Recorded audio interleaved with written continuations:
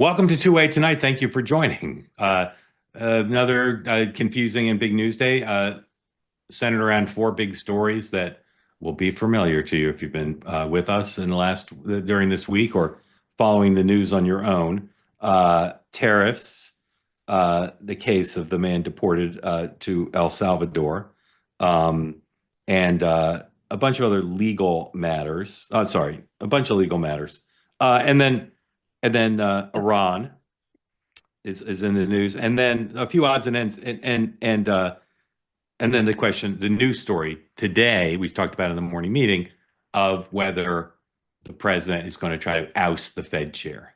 So these are four big stories, and again, some odds and ends. We'll get to all of it with our guests. The thing that's the most late breaking, and it's significant in some ways, but it fits in the category of the stuff that I generally say we don't need to talk much about here, which is the incremental legal decisions. Even a Supreme Court decision that's not the final word, but the court weighing in on kind of an intermediate basis, it's not the final word. We're headed towards a series of climactic showdowns at the court where the conservative majority may or may not hold together. And in some of the cases, legal experts predict, as you know, I normally won't, but I think they're right. The president's going to lose some of these cases, maybe some of the bigger ones. For instance, he could lose the tariff case, whether the one brought by California or some other one gets to the high court. Anyway, we'll run through it all. And Amber Duke will be here from the Daily Caller. On the story of the man deported, okay, there's two different and conflicting trajectories. There's the political side, and Amber's going to come to us shortly with an exclusive story, exclusive information about fleshing out an allegation that the White House made the other day about allegations of trafficking against the man. There's more information on that. That cuts in favor of the Trump administration's position. But just a while ago, the Court of Appeals handed down a decision related to the district court judge saying the administration needs to facilitate the return of the man. So I'm going to bring in somebody who's not a lawyer, but is very experienced in matters of law and who has read the Court of Appeals decision. And he texted me the Court of Appeals decision right before we started. And he said, you really should read the Court of Appeals decision. It's very interesting and very important. But of course, I had to start the show. So rather than try to read it quickly and explain it to you, here's my dad, Mark Halperin, used to run the Washington office of the American Civil Liberties Union, and a very experienced on issues of immigration law, which he worked on at the ACLU and elsewhere. Dad, thanks for joining. You've read the Court of Appeals decision, a unanimous decision, including some Republican-nominated judges. What did the Court of Appeals decide, and why is it important? The Court of Appeals focused not at all on the background of the person who's being detained or whether he can finally be detained. In fact, it implied that he clearly could be detained. The questions that it focused on are the two that I think ought to concern everybody, and certainly concern these judges, is that the government is showing disrespect for the judicial process and suggesting that it may disregard it, even if the Supreme Court orders it to. So he was not suggesting that the government should not make its case and appeal to the court, but he was suggesting that the government had to observe the interim orders of the district court and now the Court of Appeals. Let me stop you on that one. So this is something you and I have been discussing for the last day or so, which is if you want to be generous to the administration, you can say they've been either too cute by half or cavalier about responding to the district court judge and the Supreme Court ruling on what they need to do. They said, well, we couldn't stop the planes from flying because they'd already taken off. And we can't get him back from El Salvador because wink, wink, El Salvador doesn't want to give him back. So you're saying what the Court of Appeals said in slapping down the administration, you need to take judicial rulings more seriously, right? And facilitate doesn't mean effectuate, but it means facilitate. It means trying to do things that will bring him back and specifying what those things are and answering the court's questions and accepting the fact that the court can issue an opinion here, including the Supreme Court, that they will have to observe. But in the meantime, they went to the Supreme Court to get a stay. The Supreme Court turned them down. That means that answering the district court's decision questions, the these judges say is tantamount to following the directive of the Supreme Court. And they appealed to the government to not bring this to a crisis that could threaten. They quote Eisenhower saying that he didn't believe Brown versus Board of Education, but he was going to observe it because it was the war of the land. Did they cite Brown in the? They cited Brown and quoted Eisenhower. So that suggests they're taking it very seriously, the notion of a constitutional crisis. Absolutely. And was there a second thing they ruled that I cut you off on, or did you just say the second one? It was the two things. One is that they're concerned that this person was flown out of the United States to El Salvador when there were two court orders pending that they have barred that. One was saying you can't send them to El Salvador, and the other was saying you got to give them a hearing before you put them on the airplane. And they cite that disregard of those two orders, and now the order to effectuate a return. But it's written in very serious tones. They reached out to do it. They didn't even wait for the plaintiffs to reply. They just wrote it themselves based on the government. So I read that in the story. Let me ask you about that because I follow the law a little bit. The Trump administration lost at the district court level, and so they appealed to the Court of Appeals. And rather than waiting, there are no oral arguments. But rather than waiting, but rather than waiting for oral arguments or even the reply brief from the the guy's lawyers, they just ruled. Right. That's kind of unusual, right? Yeah, it's very unusual. It reflects the concern that they have and the sense they have that we're heading towards a deep crisis unless the government, somebody in the executive branch, wakes up and says we're going to win on the merits on both of these things, or at least on the our position will be given appropriate respect, but we have an obligation to treat the court with respect and to treat the plaintiffs with respect. So even though at least one, I think two of the judges are Republican appointees. I think they're all Democrats. No. Wilkinson, I wrote the opinion, and he's a Republican. Yeah. The other two are, I think. Okay. It sounds like from the language, from the news stories I read, and from your summary of the opinion, for how long is the opinion? It's like 12 pages. It's not just one page. Yeah, it's what I thought it was going to be. Right, but it sounds like it could have been written by Adam Schiff or Elizabeth Warren. It sounds like a full repudiation. Well, except it's nothing about this poor man's family, and it does say that if this continues, the next thing they could do is take Americans out of their homes. But it's not. But just raising the specter of that is pretty striking, because that's what the Democrats are arguing. It seems to go outside. It seems to like that sentiment and some of the other language goes out of the contours of what they might do. They could have just done a one-page order, as you said. They clearly went out of their way to write 12 pages and to say, they plead with the executive branch to not let this crisis go on. So what happens now? Because the administration presumably will appeal to the Supreme Court, right? I don't know. I think they're probably going to try around with the district court judge and see how party presses them and whether they can somehow satisfy him. I think if he holds them in contempt, they will go to the Supreme Court. But the Supreme Court's was pretty tough on you have to facilitate. Well, but the Supreme Court also said you got to give deference to the executive branch in running international policy too. Right, and the Court of Appeals acknowledges that and says, but giving deference does not mean refuse to say anything, and it does not mean facilitate, means effectuate. Right. Okay. Dad, stay with us. If you've got a question on this topic, please raise your hand. As I said, that's a big legal development in this case. It could go to the Supreme Court. It could go back to the district court. But a distinguished panel on the Court of Appeals with at least one Republican-nominated judge has slapped down the administration and warned them that if they haven't already precipitated a constitutional crisis, this is my paraphrase, they're on the precipice, and it says, get off the precipice, right? That's fair. Okay, so let's bring in Amber Duke. Amber has just published a piece on the other big track here, which is what's going on with the background of Abrego Garcia. Amber, thank you for joining.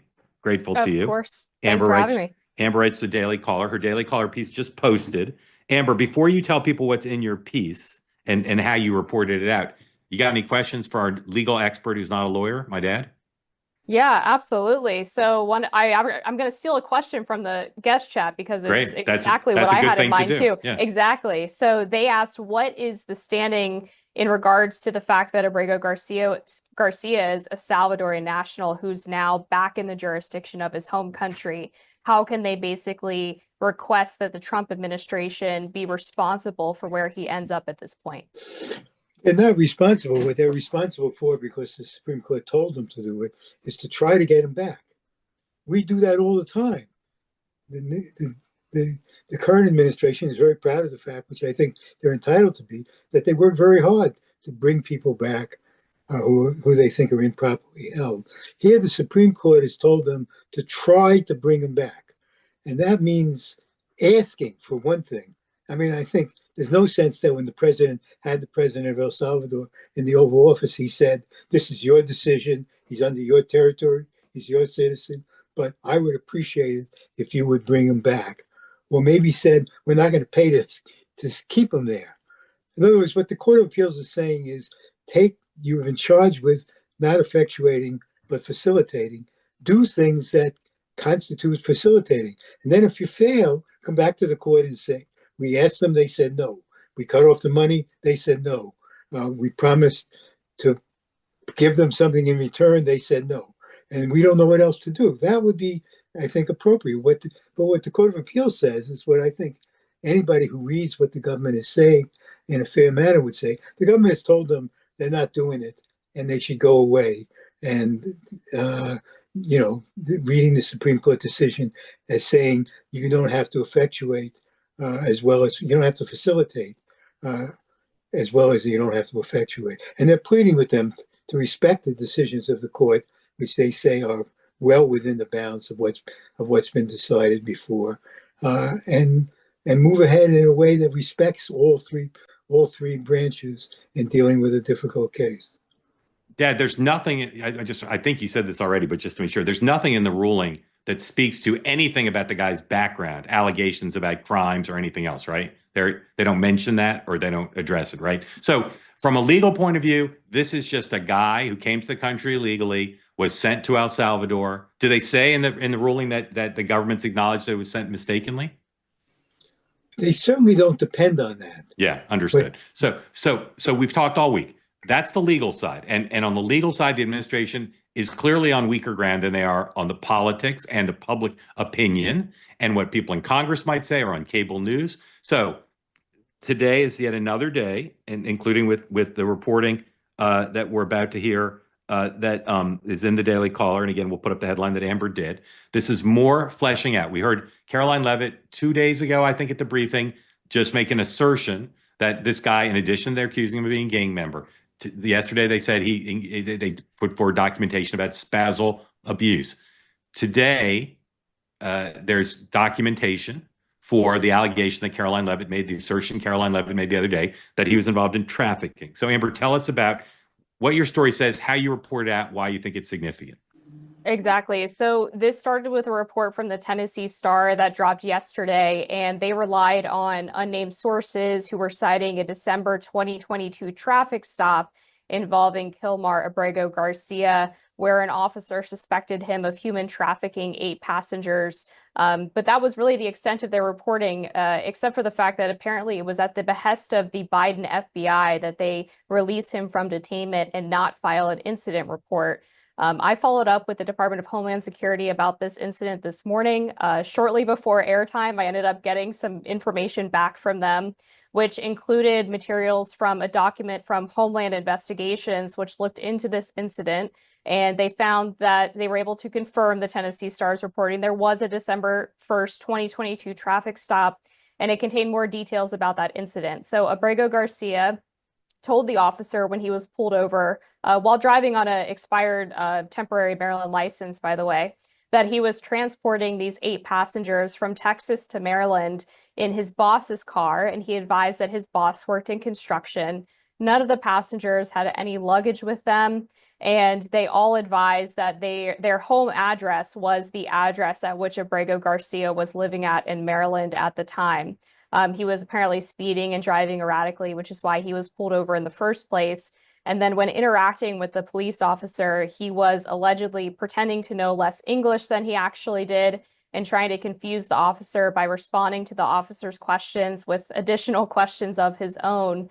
And the officer basically ended up letting him off with a warning for the expired license, but I guess filed some incident with DHS or FBI about the suspected human trafficking. So, Amber, I'm a little confused just because I haven't had time to read your story in full because it ran after I started. But did the local officer decide to let him go, or did the FBI say he should be allowed to be let go? That part is also unclear to me. The Tennessee Star reported that it was the FBI who told the local police in Nashville to release Abrego Garcia and the passengers in the car. But according to the Homeland Investigations report, it was actually the officer's decision to let him off with a warning. So that part has not been further clarified to me as to how exactly he actually was let go in this incident and why they did not follow up on the suspected human trafficking. And then one other detail from the report that I obtained indicated that the officer did try to get the names and information from the other passengers in the car, but it seemed to me like they sort of intentionally wrote down scribbles on the piece of paper because the officer said that none of the 8 names were legible. Interesting. Again, if you've got questions on this topic for either of our guests, raise your hand. Dad, do you have any questions for Amber about her story? Well, let me just make it clear. In my view, there's no chance at all that this person will ever be free in the United States. And there's no chance at all that any court will order the government to release him into the United States or not to deport him. If he is brought back, he'll be held in prison until the government persuades the court that he's had enough due process. And then they'll either send him to El Salvador, or if he wants not to go there, they'll let him go to any other country in the world that will take him. So I think that, and I don't think that's close. I don't think there's any chance that a court would second guess the government on these issues. And it's clear, I think, where the government stands. Isn't it kind of madness then to go through all this use of government resources to try to bring him back? Shouldn't they say, this happened and he's gone, or the courts are going to say it'd be a stickler for procedure? Yeah, what they say is if we don't insist on this procedure for him, the next thing they'll do is come and take a citizen and tell us, let's take him away. And it's better to give the court, give him his due process. Right. We should be proud of the fact that we give him his due process, even though many of us, including me, think that he has no right to be here and no right not to be deported. And just to gild the lily on this, or whatever the expression is, the courts are going to be totally indifferent, no matter how much more we might learn about this guy and all the things he did that keep him from being Father of the Year. The courts don't care, right? It has nothing to do with any of it. If it turns out he killed somebody, it wouldn't matter from the court's point of view, right? It wouldn't matter that if the judge says, if the Supreme Court says facilitate, you try to facilitate. That's all that's at stake here.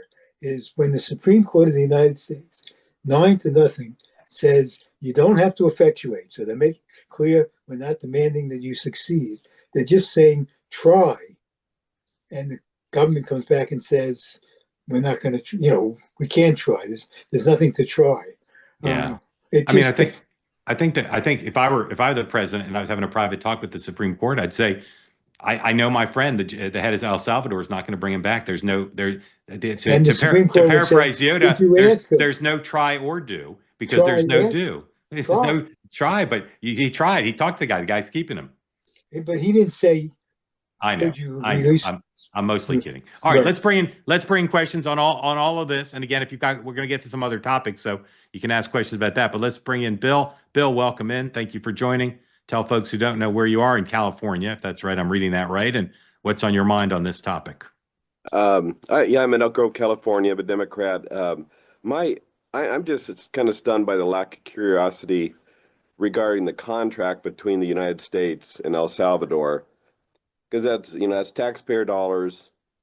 It would seem that the language in that contract could be extremely revealing about what rights we have in terms of controlling anybody that we send there. And the notion of paying for deportees from other countries to be in a prison just seems ludicrous to me. It seems like a waste of taxpayer money. So that's kind of my reaction to the whole story is that this one piece, the contract, seems to be just curiously just not surfacing or not being researched enough.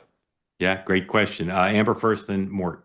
Right. So my understanding of the contract from what I've seen in public reporting is that it only applies to individuals that are not from El Salvador that the government is paying for. So I think sort of the underlying question that people have about it is, could the government basically stop funding the contract in order to effectuate the return of Abrego Garcia? But because he's a Salvadorian national, I'm not sure he's actually being held under that contract because that was for Venezuelans or people from other third countries. Yeah. So in other words, if they stop the payments, it wouldn't apply to him. I think that's right. Have you requested the contract? No, I have not, but I will now. That's a good point. You know what Amber doesn't know much about, I speak on her behalf, how Freedom of Information Act requests work in El Salvador. You know. Well, it's an American. I assume the U.S. government has a copy too. I would hope. Yeah. Well, I think that the senator from Maryland, I think, explored that question. I don't know if he has to see the paperwork, but it is a good question. Dad, do you have anything to say about this topic? My guess is they signed the contract to get them outside the jurisdiction of the U.S. courts, and it's just not believable given the relative power positions of the two countries, that if the president of the United States said to him, look, whatever the contract says, I need this guy back. And I promise you we won't turn him loose. If we're going to send him out, we'll send him to you if you want him, but we got to have him back. I don't think anybody believes that if Trump said that and made it clear that he meant it, that it would happen. Right. But we know Trump wouldn't mean it because he didn't want him back. Bill, if the president called you and said, what should I do? What would you tell him to do?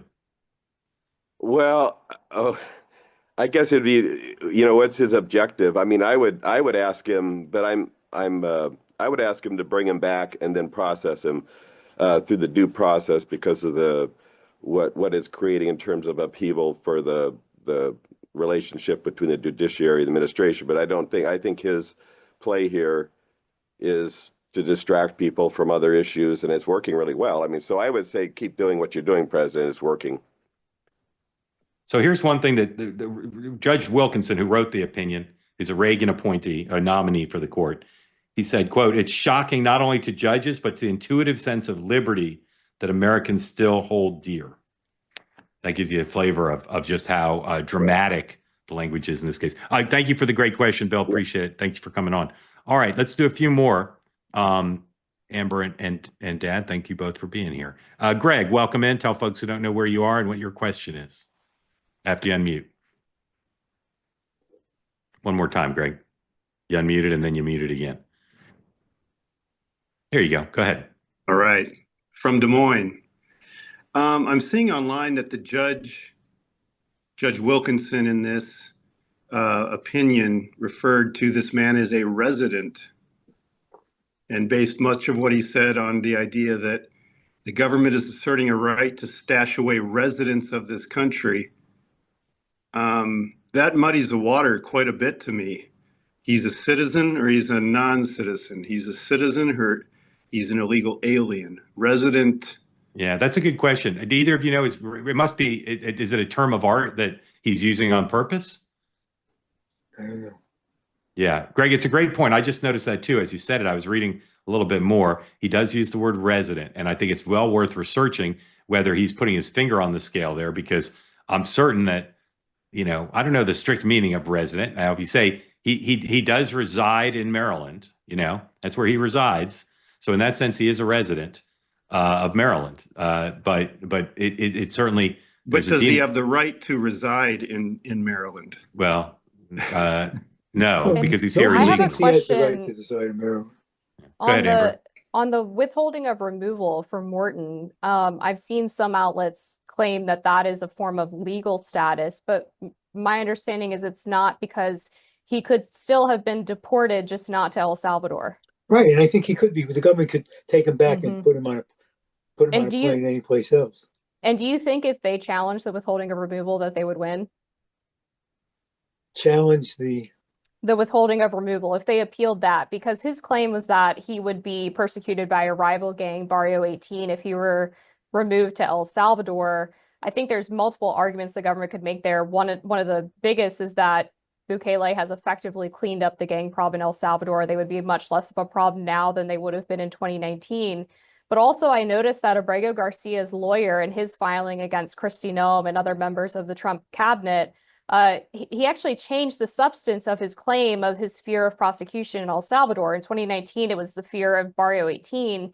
But in the court filing this year, it was that he was afraid of actually the Salvadorian government persecuting him. That's obviously substantively different. Well, I mean, the government can send them any other country in the world without resolving the Salvador issue. They certainly can go back to a judge and say the conditions in Salvador are different now, as you lay out.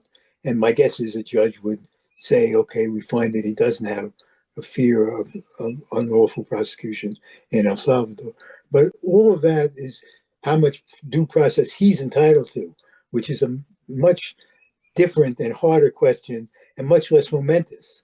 What we're talking about here and what the Court of Appeals was concerned about is the respect that the executive branch owes to the court when it's the judge saying what the Constitution requires.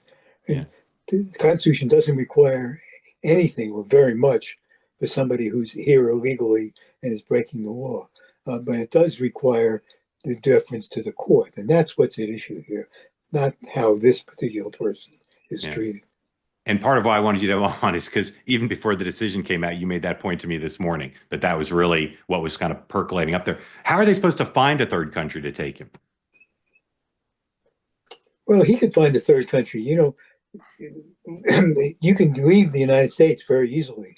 Well, I know, but I mean, just a practical matter. He may not. Then he stays in prison. Then he gets to pick maybe an American prison or a Salvadoran prison. I just can't imagine the country who would take him at this point. Greg, thank you for the question. Go ahead, Greg. Go ahead. Yeah, well, politically, I'm a Trump supporter. You know, I'm at a point where, okay, bring him back. And let's see how this, just from a political perspective, what are the Democrats going to do? Welcome at the airport? I mean, you know, bring him back, have it go through the process, and then send it back out. And it's almost like a fine, have it your way, and the result is the same. So I don't know. What's the guy's first name? I said trouble. I remember his name. What's his first name? Hilmar. Hilmar. They'll wear buttons say we're all Hilmar now. Greg, thank you. Grateful to you. Probably tell that joke later tonight.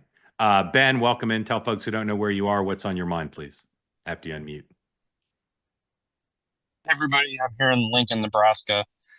So a couple quick questions. The first one is what due process are we talking about here? You know, from my non-legal mind, I understand that he was here illegally. He had a deportation order. That sounds like he's ready to go pretty much to anywhere but El Salvador. So that's my first question. And then my second question is, how do we keep making the jump from deporting an illegal alien to the wrong country to make the jump to, if we're not careful, Trump can deport any U.S. citizen? How do we keep making that connection? Well, I think Go ahead, Dad. there's a Supreme Court decision saying effectuate. You can argue whether that decision overstepped their powers or not. I don't think it did. I think it was within the powers of the Supreme Court. But even if it wasn't, the issue now, as the Court of Appeals explains, is the Supreme Court has ruled. It's ruled 9-0 that he's entitled to this amount of due process. You may not think it makes much sense. I may not think it makes such sense. But the point is, it's what the Supreme Court has ruled. And therefore, our country, they say, depends on the government, as well as the citizens, of accepting a Supreme Court decision and following it. And they therefore appeal to the executive branch to follow this decision and do as the last caller said: bring them back, give them a hearing, send them out. And I think, you know, some people will be upset about it, but not anybody. Not because they're concerned about maintaining the rule of law in this country and the balance between the Supreme Court and the executive branch and keeping us free. Amber, anything you want to say about that question?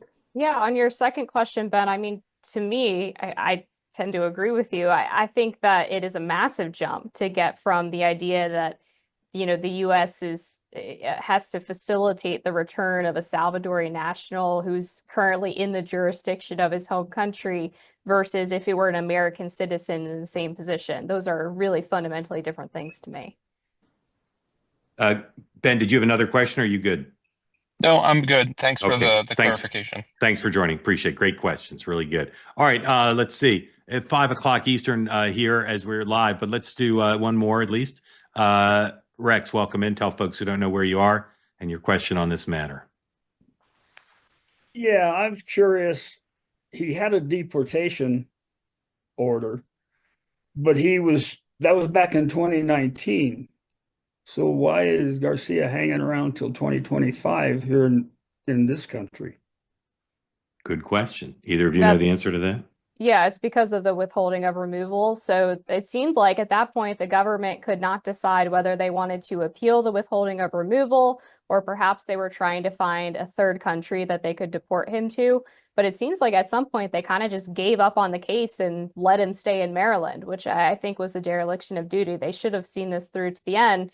Then the question is, was it the Biden administration that sort of turned a blind eye to the fact that they could have probably gone through the legal proceedings to make sure that this guy was removable to El Salvador? But they weren't really interested in doing that, as we saw, because not only were they not doing obviously mass deportations, but also not really doing many deportations outside of expedited removals, which were happening directly at the southern border with a very specific subset of illegal aliens. And then also allowing a lot of illegal aliens, of course, to be processed, quote unquote, at the southern border and led into the US anyway. So I think it was probably a political decision made by the Biden administration.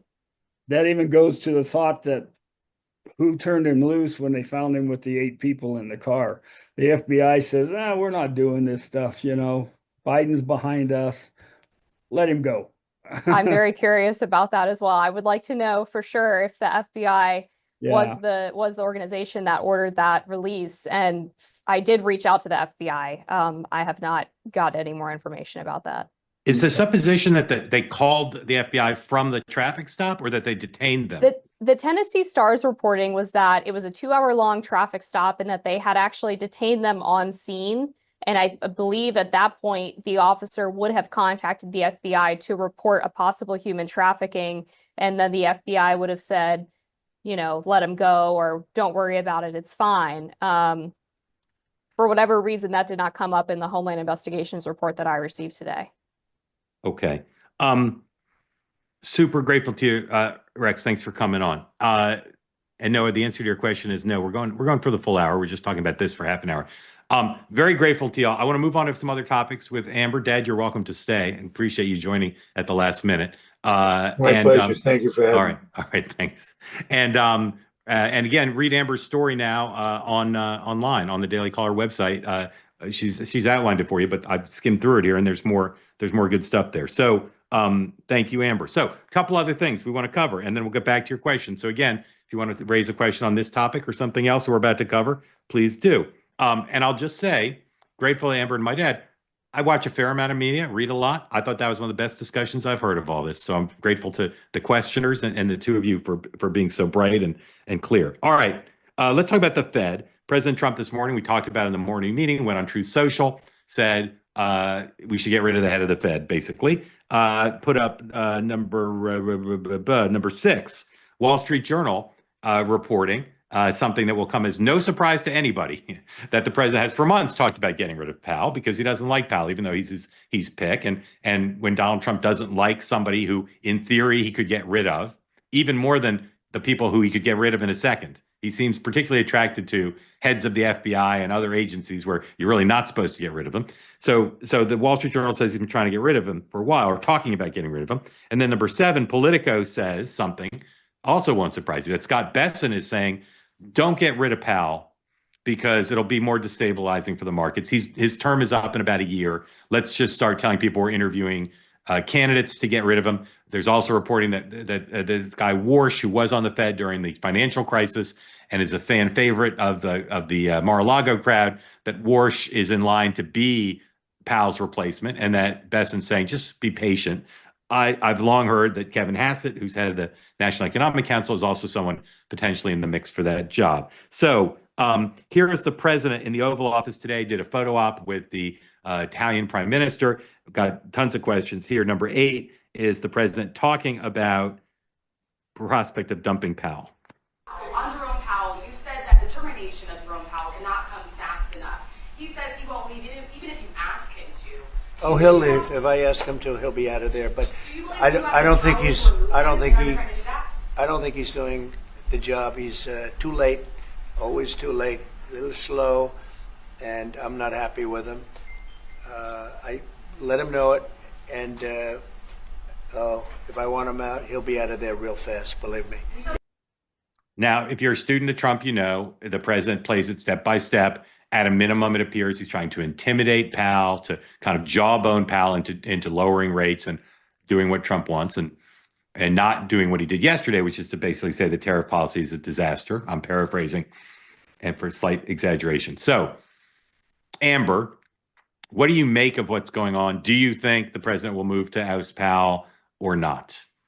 Gosh, I really don't know, because Trump does bluster a lot. I think it's probably more of an intimidation tactic, as you said, and I'm sorry to interrupt, but I meant to say intimidation and scapegoating. Right now, if the economy doesn't do well, he can say, "Hey, I told you guys, Powell's a disaster." Sorry, go ahead. Yeah, well, and I think that there's obviously legitimate reasons to be upset with Jerome Powell. I mean, he's basically insinuating that the tariffs are going to be more inflationary than dumping billions of dollars in government spending into the economy, which is, I think, pretty boneheaded. But I think it is fair to say that this would be pretty destabilizing and probably shoot yourself in the foot kind of moment. I saw a lot of chatter on social media today saying that finance bros would pull a January 6th if Trump were to oust Jerome Powell from the Fed, which is quite funny, but also not, totally out of left field. So it's the sort of overarching theme I'm seeing here, though, Mark, is that Scott Besson has kind of been the voice of reason in the Trump administration, especially with this fight between the very hardcore populists who want to go balls to the wall on tariffs in the attempt to reshore pretty much all manufacturing, if not at least key industries, versus the more neoliberal members of the administration who favor maybe the 10% policy or just getting all the tariffs down to 0% through negotiations. He's been the voice in the middle and has gotten Trump to settle on the 10% across the board tariffs, with the exception on China and a few different key industries like lumber and steel and aluminum, which are going to go up to 25% at some point. Right. I think we should all commit to only wearing T-shirts that are made in the United States. That should be our policy. I like that policy. Personal policy. All right. Other things. Supreme Court today said they would hear, I think next month, the birthright citizenship case, where the president's asserting that he can just say that no such thing anymore as birthright citizenship. I'll say again, if you're an anti-Trump constitutional scholar or most constitutional scholars, you'll say the reading of the Constitution is clear. If you're born in the United States, you're a U.S. citizen, regardless of if your parents are here visiting from Holland or whatever it is. But I'll also say you never know what judges or justices will do. And I wouldn't be shocked if 5 justices said they agree with Trump. I'd be surprised, but I wouldn't be shocked. All right. Talked about that. The president today was talking to the Italian prime minister about tariffs, a big topic, and they were upbeat. He said basically that he thinks there'll be a deal. Now, that doesn't mean there'll be a deal. It just means he felt like being upbeat was the right posture today. So here's the president in the Oval on tariffs, number 9. No, we've had numerous talks, very, very at the highest level, frankly, with other countries. Yeah, we're doing very well, and we're moving along on trade very well. The United States was ripped off and taken advantage of by every country in the world, practically. I mean, they have to say practically, but just about everyone. That's not going to happen anymore, but we're going to make fair deals. Is that the Oval Office? It doesn't look like the Oval Office to me. Looks like No, it's a cabinet room. He was in both places today. Both places. Both Oval and cabinet. Got it. All right. So that's the cabinet. It makes more sense to me. All right. So that's what he said. He also talked about Iran and whether there's going to be military force by the Israelis or the U.S. if there's no nuclear accord. Here's the president, number 10, talking today about Iran.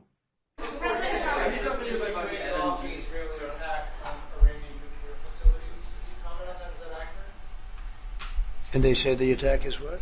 That you waved off an Israeli plan to attack Iranian nuclear facilities. I wouldn't say waved off. I'm not in a rush to do it because I think that Iran has a chance to have a great country and to live happily without death. And I'd like to see that. That's my first option. If there's a second option, I think it would be very bad for Iran. And I think Iran is wanting to talk. I hope they're wanting to talk. It's going to be very good for them if they do. And I'd like to see Iran thrive in the future, do fantastically well. I know the Iranian people, they're incredible people. Always have been very smart, very energetic, very successful people. And I don't want to do anything that's going to hurt anybody. I really don't. But Iran can't have a nuclear weapon. It's, pretty simple. It's really simple. We're not looking to take their industry. We're not looking to take their land.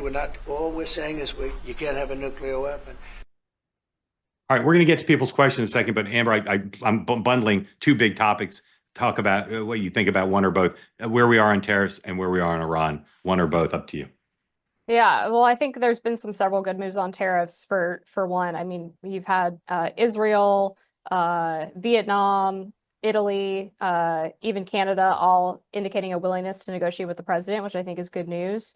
On the Iran piece, I mean, I know that there are a lot of the America First crowd who are very concerned about a potential war with Iran and are hopeful that Trump is doing the typical talk tough, but maybe come down about 50% from his 100% position when it all comes down to it, try to sort of corner Iran into making a deal. And then if I may, on the Supreme Court birthright citizenship case that's coming up, because I received a DOJ briefing on background on this about a month or two ago. And the key phrase that they're looking at when they go to argue this is subject to the jurisdiction thereof. Their argument, and the lawyers can, explain it much better than I can, but effectively they say that subject to the jurisdiction thereof doesn't just mean that you are subject to the laws of a country, but that you actually have some kind of allegiance or fealty to a country, whether that's through legal permanent residency or citizenship. So as people are watching this case, that's the phrase that I think that they should be focused on. Brilliant. Okay, thank you. All right, one more thing, and then we're going to go back to your questions, or two more. I'll do the funny one second. Maggie Goodlander. She's the freshwoman House member from New Hampshire, from the district in the northern part of the state. And with the vacancy with Jeanne Shaheen's retirement, the other member of the House from New Hampshire, also a Democrat, had already announced he was going to run for the Senate seat. There was speculation that she would run. I was very outspoken in saying that I thought if she primaried him, she'd beat him, because I think she's an incredibly gifted politician. And today, she made an announcement, Maggie Goodlander did, about whether she was going to run for the Senate seat or not. Here's her announcement, number 12. We are in the fight of our lifetimes right now, a moment of real crisis and challenge. And, the feeling of humility is not an easy one to always put into words, but that is what I feel. I feel humbled and grateful to so many people across our state who have encouraged me to take a look at the United States Senate. And after a lot of thought and conversations with people I love and people I respect, and people who I had never met before, who I work for in this role right now, I've decided that I'm running for re-election in the House of Representatives. You're not in, but are you endorsing Chris Pappas as he runs for Senate? Chris Pappas has been, yes, is the answer. Chris Pappas has been an amazing partner to me in this work and for many years. And I really admire him. I have a lot of confidence in him. He and I come to this work, I think, with a similar set of values. We also have really similar family stories. Our families both came to New Hampshire over 100 years ago from the very same part of northern Greece. And the values that he brings to this work are ones that I really, really admire. So I'm proud to support him, and I'm really excited to be working with him right now because we've got a lot of work to do. So this Senate seat, it's a purple state at the state level, but the federal level has been very blue. It's been a long time since New Hampshire's elected a Republican senator, John Sununu, pretty sure was the last one. It's been a long time since they've elected a man to the Senate, but it almost certainly will be a man because it almost certainly now be Congressman Pappas, and the Republican nominee will almost certainly be Scott Brown.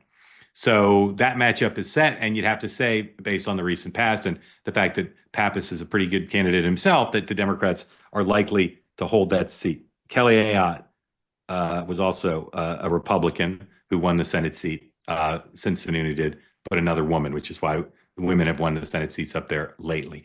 Amber, Scott Brown, I think he was a senator from Massachusetts, but do you think that Scott Brown is the best Republicans can do in New Hampshire? We haven't heard from him in a while. He's been doing his rock band thing, so I'm a little skeptical just because he's been out of the game for a while. I'm not sure if he is made for the moment, so to speak. I'm curious your take. I'm not familiar with this freshman congresswoman. What is the sort of policy or difference between her and Pappas? I mean, they're both pretty similar. They're both. Maybe she's a bit more of an outsider and a populist than he is, but like most Democratic members of the House, it's not a huge range. I don't know issue by issue what the difference is. I just think she's a great political athlete, and New Hampshire has been voting for women senators, and she won that House seat showing a lot of aggressiveness. So I didn't think it was a slam dunk, but I thought she'd win. But she's taken a pass on. She's married, as some people know, to Jake Sullivan. If I were talking about Jake Sullivan, I'd say he'd married to a congresswoman. So it's not a sexist thing to point that out. But her family does have long tradition in New Hampshire. So although she lived in Washington for a while, accusations of carpetbagging, she has deep New Hampshire roots. And her mother actually was a figure of some controversy in the Bush 41 administration. She was the official who helped facilitate the release of Bill Clinton's overseas travel records when President Bush, as an incumbent, was trying to make the case that Bill Clinton went to Russia as like a Soviet dupe or something.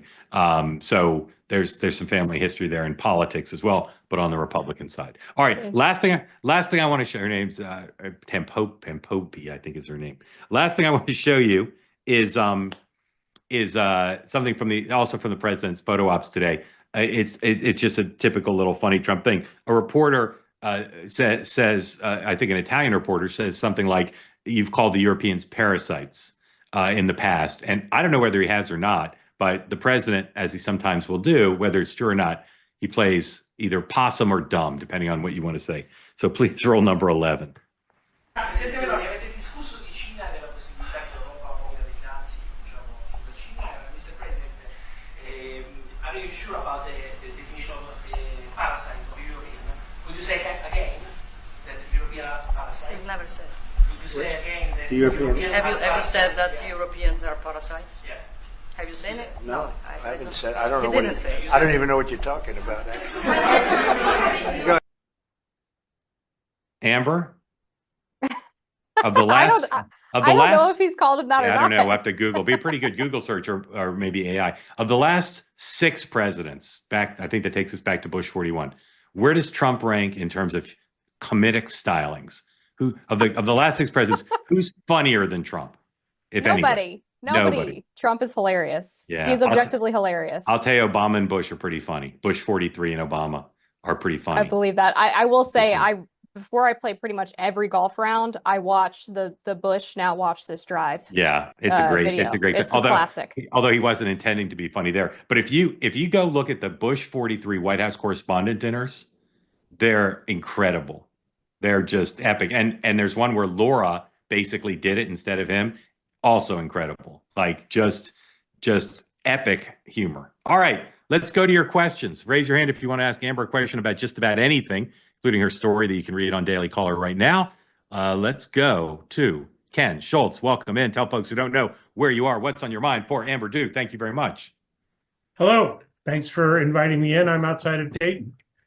I have some quick comments. I don't think the Supreme Court is going to rule in favor of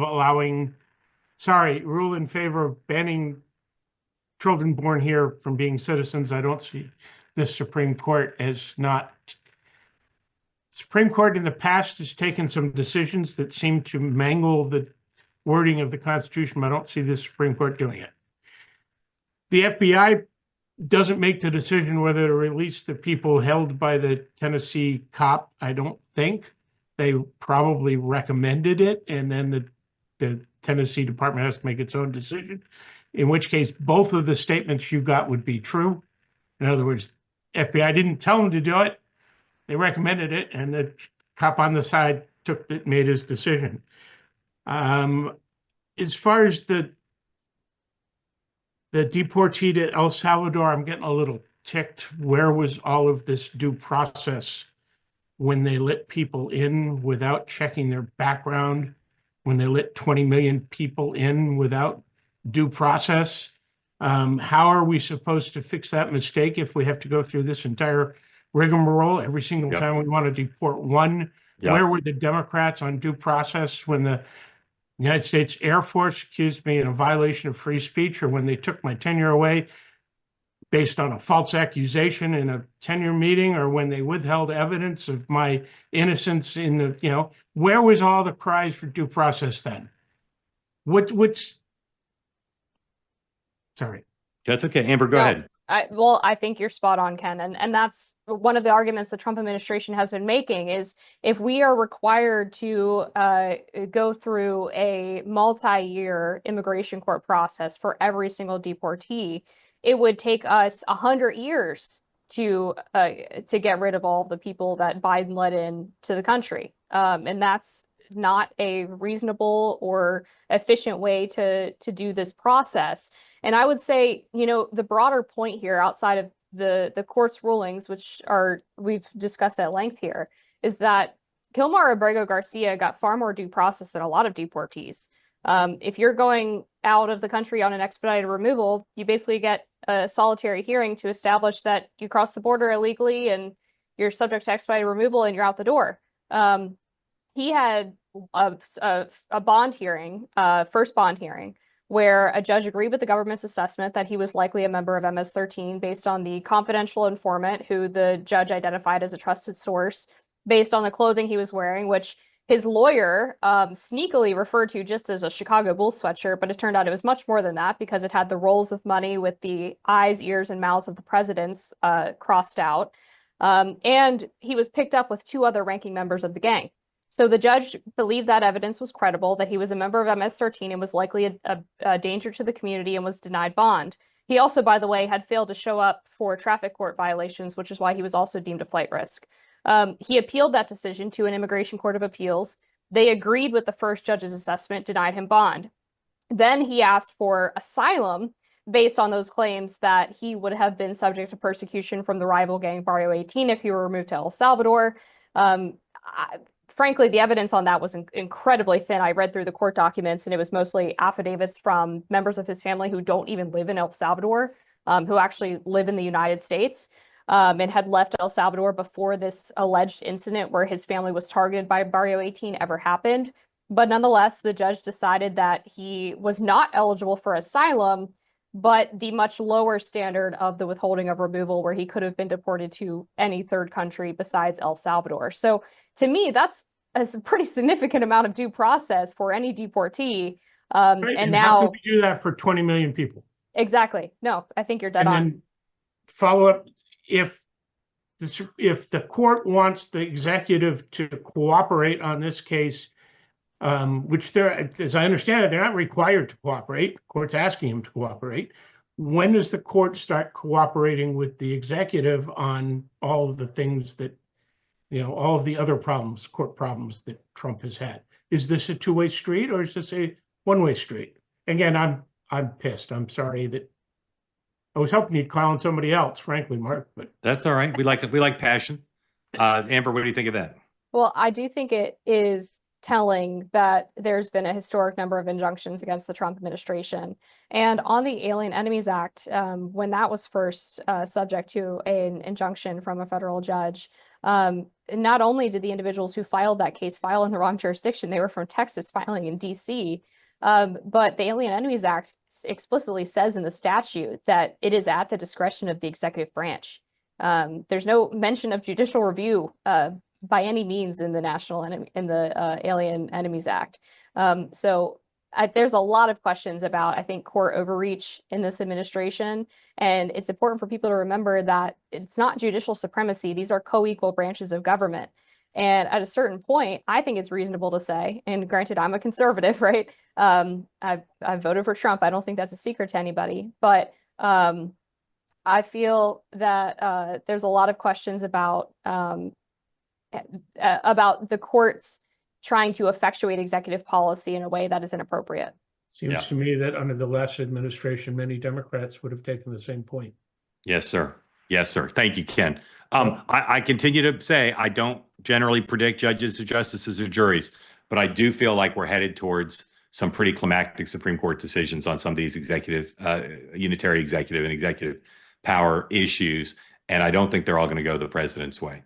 I look at the tariff thing, for instance, and I really, it seems like the balance of weight there is going to be against the president, but we'll see.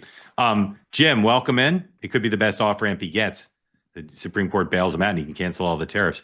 Jim, welcome in. Unmute, please. Tell folks what's on your mind after you unmute and tell folks where you are. Try one more time. All right. How about now? Yes, sir.